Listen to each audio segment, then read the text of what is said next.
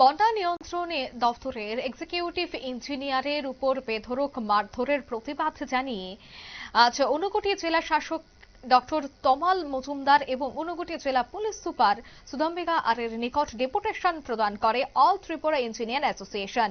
সংগঠনের পক্ষ থেকে প্রথমে ঊনকোটি জেলার জেলা শাসক ডক্টর তমাল মজুমদারের নিকট ডেপুটেশন প্রদান করা হয়। পরে সংগঠনের সদস্যরা ঊনকোটি জেলার পুলিশ সুপার সুদাম্বিকা আরের নিকট এই ডেপুটেশন তুলে দেন। ডেপুটেশন প্রদান শেষে সংগঠনের সাধারণ সম্পাদক সত্যব্রত দাস জানান যে চলতি মাসের 8 অক্টোবর কৈলাসহরে বন্যা নিয়ন্ত্রণ দফতরের এক্সিকিউটিভ ইঞ্জিনিয়ার রণজয় দেববর্মা কুমারঘাটের সরকারি কোয়ার্টারের ভেতরে কতিপয় যুবক ঢুকে রণজয় দেববর্মাকে বেধড়ক মারধর করে এবং রণজয় দেববর্মার মোবাইল ভেঙে দেয়। পরবর্তী সময়ে রণজয় দেববর্মা কুমারঘাট থানায় লিখিত অভিযোগ করলেও পুলিশ আজ পর্যন্ত কাউকে গ্রেফতার করেনি।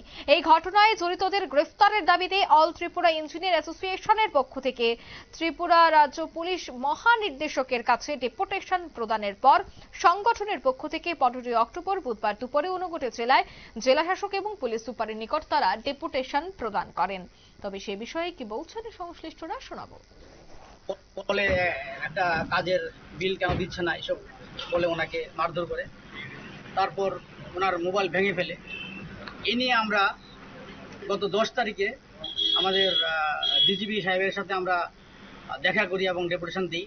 আমরা স্যারকে রিকোয়েস্ট করি যেন এই ঘটনার জন্য যারা দায়ী, যারা দোষী, তাদেরকে যেন অ্যাপ্রোপ্রিয়েট পানিশমেন্ট দেওয়া হয়। সেই ডেপুটেশনের কপি আমরা আমাদের রাজ্যের মাননীয় মুখ্যমন্ত্রী তথা আমাদের পূর্তমন্ত্রী ওনাকে আমরা দেই, আমরা রাজ্যের চিফ সেক্রেটারিকে দেই, তারপরে এবং আমাদের পূর্ত দপ্তরের সেক্রেটারি কিরণ গুপ্তা স্যারকে আমরা দিই। তারপর আজকে আমরা এসছি। আজকে আমাদের এখানে মোটামুটি 100-র উপরে আছে। আমাদের ত্রিপুরার সমস্ত ডিস্ট্রিক্ট থেকেই আমাদের মেম্বাররা এসছে। আমরা ঊনকোটি ডিস্ট্রিক্টের মাননীয় ডিস্ট্রিক্ট ম্যাজিস্ট্রেটের কাছে আমরা সেই ডেপুটেশনটা দিই এবং স্যারকে আমরা রিকোয়েস্ট করি যেন যারা দোষী তাদেরকে যেন শনাক্ত করে অ্যাপ্রোপ্রিয়েট পানিশমেন্ট দেওয়া হয়। আপনারা শুনলেন তাদের এই বক্তব্য, কিন্তু অভিযোগ রয়েছে যে একটি সরকারি কোয়ার্টারে কতিপয় দুষ্কৃতীরা প্রবেশ করে একজন সরকারি কর্মচারী ইঞ্জিনিয়ার এক্সিকিউটিভ ইঞ্জিনিয়ারকে এইভাবে আক্রমণ করা হয়, রক্তাক্ত করা হয়, কিন্তু সেই জায়গায় পুলিশ নীরব।